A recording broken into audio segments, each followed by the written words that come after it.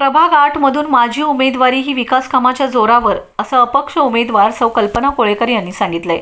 भाजपने मला उमेदवारी नाकारली, त्यामुळे जनतेच्या पाठबळावर आपण अपक्ष म्हणून प्रभाग क्रमांक 8 मधून निवडणूक लढवत आहोत। आपला जनसंपर्क असल्याने तसेच विविध विकास कामांना निधी मिळवून दिला असून आपले काम जनतेसमोर आहे। प्रचाराचा भपका न करता मतदार बंधू भगिनींची भेट घेऊन आपल्याला पुन्हा एकदा संधी देण्याची विनंती सौ कोळेकर ही करीत आहेत। त्यांना मतदारांचा चांगला प्रतिसाद मिळत आहे।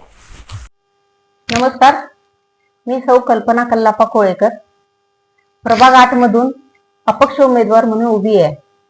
माझं चिन्ह आहे कबशी। गेल्या 7 वर्षापासून मी भारतीय जनता पार्टीच्या माध्यमातून काम करत होते। वॉर्डात भरपूर कामं झाली आहेत, माझ्या वैयक्तिक फंडातली तर कामं भरपूर आहेत आणि वॉर्डात प्रत्येक भागाभागात मी पोहोचलेली आहे।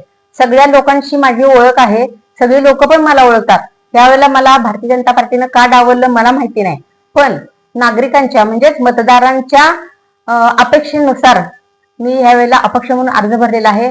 मी माझ्या कामाची ओळख घेऊन मी प्रभागात घरोघर फिरत आहे आणि प्रभागातून मला प्रचंड प्रतिसाद येत आहे।